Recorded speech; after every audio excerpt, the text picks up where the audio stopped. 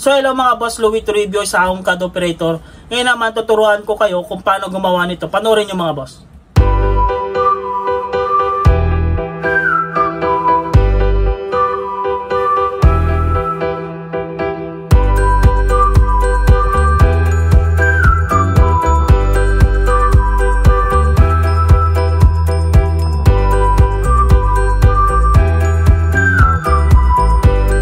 So ayan mga boss, kung nakita nyo, ganun ang gagawin natin. Tapos gawa na tayo ng floor plan gamit yung mga dynamic block na ginawa natin. Tsaka yung ginawa natin dynamic block na doors tsaka windows, ilalagay na natin itong floor plan natin para mas mabilis tayong gumawa ng floor plan. Kaya huwag natin patagalin pa mga boss, simulan natin. Intro.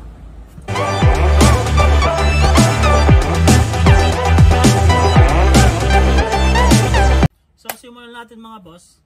Papakita ko lang sa inyo kung paano ko ginawa itong mga ito.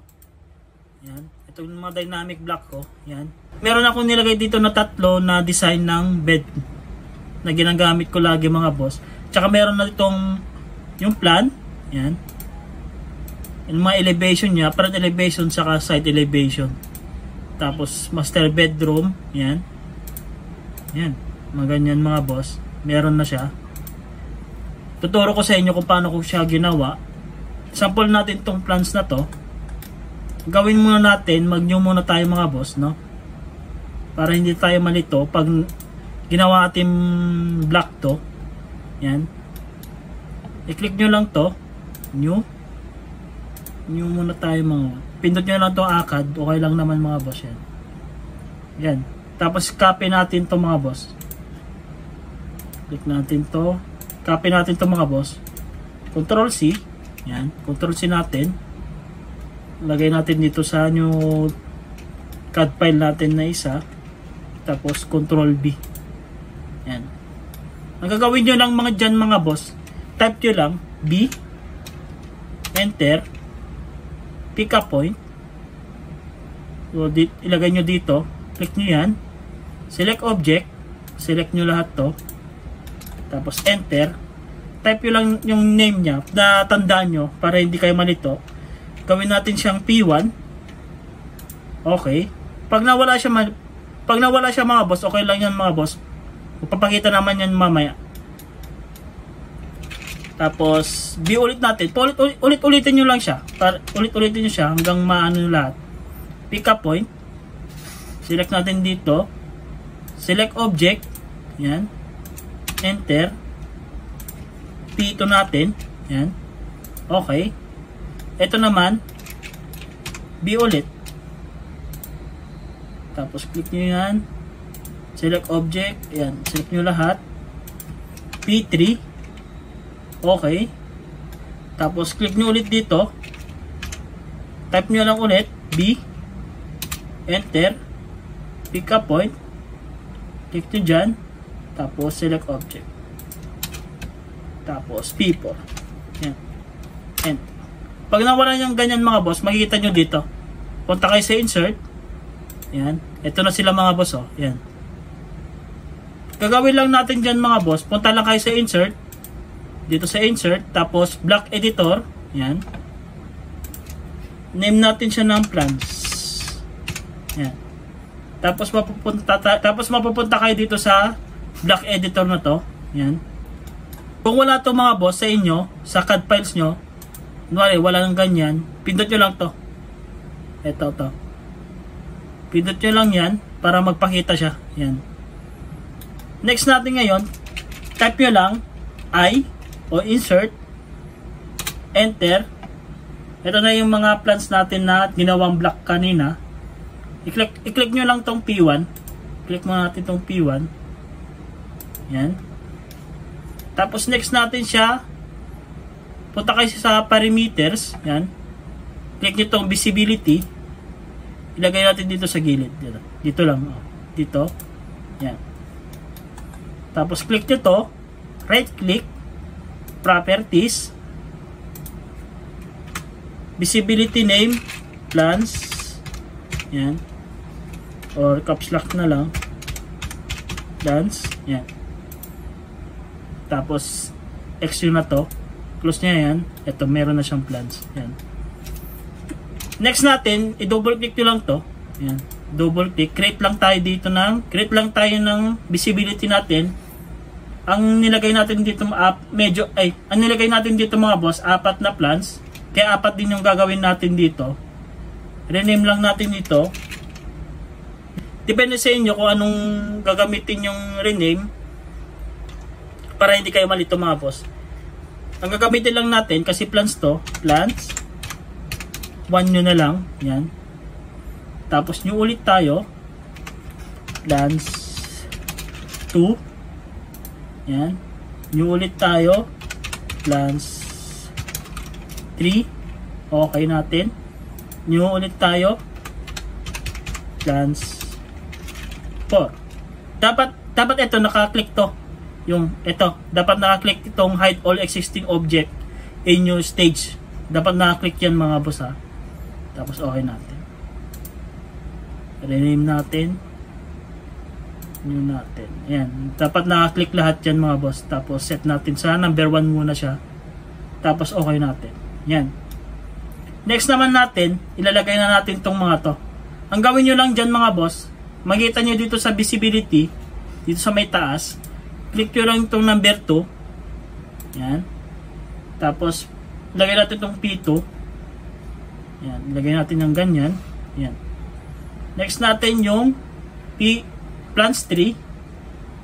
P3. Yan. Lagay natin dito. Next natin yung plants 4. Ito, P4. Lagay natin dito. Yan. Parang sunod-sunod lang yung gagawin yung mga boss. Makikita nyo naman dito, pinagkasunod-sunod ko siya. Yung plants 1, plants 2, plants 3, tsaka plants 4. Yan. Kaya ganito yung ginawa kong rename sa blocks natin para hindi ako malito mga boss. Yan. Pagtapos na lahat mga boss, yan. Click natin yung number 1. Yan. I-close na natin to, tsaka save. Yan. Pag nawala ulit siya, makikita nyo naman dito sa insert, yan. Punta kayo sa insert. Tapos ito na yun. Ito na yun mga boss, yung plants natin. Click natin dito, makikita nyo siya. Pindutin nyo lang itong triangle na to. Yan. Plants 3. Yan. Naka-group na sa isang files. Yan. Yan. Tapos pwede na natin i-copy dito. Control C natin. Ilagay natin dito sa main drawing natin. Dito. Control B. Yan. Meron na tayong plants mga boss. Delete na natin to. Hindi na natin kailangan yan. Kasi naka-group naman na tayo. Yan. Copy natin to. Plants. Yan. Ganito ko rin ginawa to mga boss. Yan. Ganito rin kong ginawa. Parang ginawa, paano ko ginawa dito sa plan. Ganito rin yung ginawa ko dito sa mga iba pa. Itong mga to. Ito naman, yung mga dynamic block natin, gagamitin natin sa floor plan natin para mas mabilis tayong gumawa ng floor plan. Unang gagawin muna natin, ML muna tayo. ML. Yan. Type nyo lang. Gagawa tayo ng wall. ML. Scale. 150.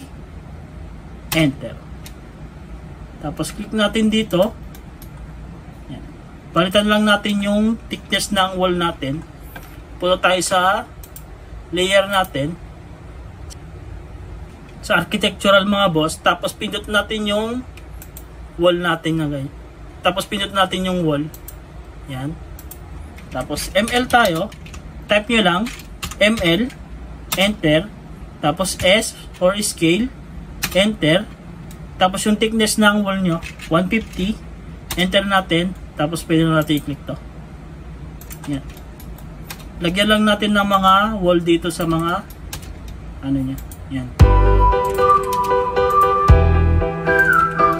Lagyan natin ng mga wall.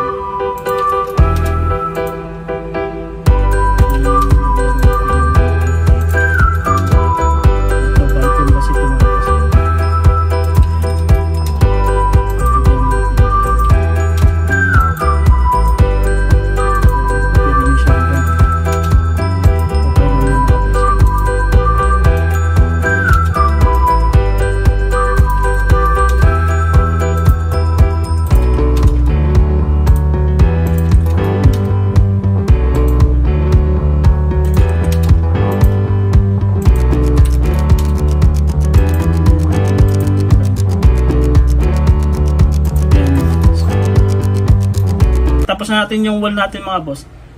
Double click lang natin. Tapos merge cross. Ayan. Pindot nyo lang to. Click nyo to. Tapos yan. Yan. Merge 3. Yan. Tapos next natin ito. Para magka-join lang sila. Ayan. Ito okay naman na. Ito din sila. Yan. Click natin yan. Yan. Yan mga boss, nagawa na tayo ng floor plan natin. Next naman natin, gagamitin natin yung dynamic block natin na itong doors. Gagamitin natin itong dynamic block na doors natin. Copy lang natin to. Click nyo dito. Lagay natin dito. Yan. Tapos, yung size ng doors, sa main doors natin, 1000 mm. Yan. Tapos, copy ulit natin to. Lagyan natin ng doors sa mga room. Yan. Click natin yan. Height. Type natin mga 700 mm. Yan. Lagay lang natin lahat. Ito. Sa room dito. Sa isa. Click natin yung ganyan. I-move natin ng konti. Yan. Natin ng yan. Tapos yung doors na master bedroom dito, click natin dito. Tapos gawin nyo lang dyan ito. Yan, para ma-mirror siya. Move natin. Ganyan. Next naman natin yung CR natin. Lagyan natin ng doors. Copy natin ulit. Rotate nyo na lang mga boss. Yan. Tapos meron natin ganyan. Move natin ulit mga boss. Yan. Lagay natin dito. Yan. Tapos next natin ito, copy na lang natin to. Lagay natin siya dito. Yan. Move. Yan. Tapos yung height, yung width niya 6. Tapos yung opening niya mga boss 600 lang natin mm. Yan. 600. Yan. Yan mga boss, na tapos na natin yung doors natin. Next naman natin yung mga yung windows natin. Ito, windows. Ito yung sliding doors mga boss eh. Copy lang natin. Kunin natin dito sa gitna niya. Ilagay natin dito. Yan. Yan mga boss. Oh. Sobrang dali, di ba mga boss? Pag na may dynamic block ka, kakopy mo lang. Ilagay mo lang siya dito. Yan. Tapos lagyan mo ulit dito mga boss. Yan. Tapos lagyan mo dito. Yan. Yan mga boss. Oh. Yan. Tapos rotate natin. Rotate. Yan. Copy natin to. Ilagay natin sa center. Yan. I-move lang natin ng konti. Yan. Tapos copy ulit natin. Hanapin nyo lang yung pinaka-center ng doors. O dito na lang. Copy natin. Ito. Tapos move natin dito. Yan. Yan mga boss. Oh. Yan. Next naman natin itong fix or owning window. Copy natin to. Ilagay natin dito sa may CR natin. Yan. Move natin. Ilagay natin dito sa may CR. Yan. Tapos copy ulit natin. So may CR ulit. Yan. Tapos next natin dito, lagay natin ng pinto dito. Lagyan natin ng windows dito mga boss. Yan. Yan. Kung medyo malaki mga boss, i-clear nyo na lang siya. Type natin yung mga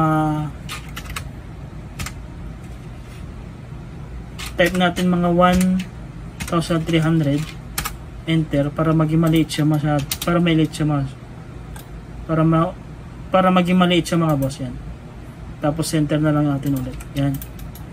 Copy ulit natin. Lagay natin ng pinto dito. Yan. And lagyan lang natin ng windows dito mga boss. Yan. Copy ulit natin.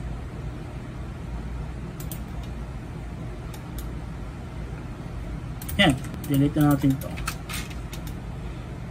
So ayun mga boss, nakagawa na tayo ng floor plan natin. Sobrang dali mga boss, no? Nalagyan na natin ng doors tsaka windows natin. Di ba sobrang dali mga boss? Nakalagay na tayo ng doors tsaka windows natin mga boss. Para hindi na tayo trim ng trim mga boss. Di ba? Copy lang natin dito. Lagyan natin ng copy natin, lagay natin dito ng doors natin. Move na lang natin ng konti. Ayan. Tapos mirror natin. Move natin. Yan. Tapos dito sa may baba. Yan. Yan. Ayan mga boss, nalagyan na natin na siya ng doors tsaka windows natin mga boss. Sa next video na lang natin mga boss, itong ilalagay natin itong mga to. Ito. Pero pwede nyo siyang i-download itong mga boss. Ilalagay ko sa link sa baba itong CAD files na to. Yan. Kung gusto nyo pag-aralan pa o lalagyan na ng mga furniture, pwede naman mga boss gamit itong mga to. Maglagay lang tayo ng bed. Copy natin to. Yan. Gaganon mo lang siya. Tapos rotate mo na lang siya. Yan. Tapos move.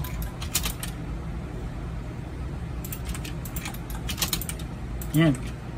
Kunwari, maglagay ka lang dito. Kung anong type mo. Master bedroom. Yan. Hindi pala to. Sa elevation tayo. Master bedroom 1. Yan. Sobrang sikip masyado. Yan. Masikip na yung ano mo. Kaya single lang yung kasya dito. Yan. Single mo na lang siya. Kunwari ito naman. Copy natin ulit. Maglalagay ka ng bed dito. Pang master bedroom. Meron naman dito mga boss. Yan. Master bedroom plan. Master bedroom 2 plan. Yan. Click mo lang yan. Yan. May bed ka na. Ganoon lang kadali mga boss. Yan, meron naman dito yung mga toilet, lahat ng nakikita mo doon sa floor plan na lagi natin nakikita, andito na lahat mga boss. Ito naman mga yun eh. Yan. Pagpraktisan nyo na din na ilagay itong mga to. Pero sa next video ko naman, ilalagay natin itong mga to para hindi din kayo malito mga boss. Tatapusin natin itong floor plan natin. Kaya hanggang dito na lang mga boss. Sana meron kayo ulit natutunan sa akin. So paalam na mga boss.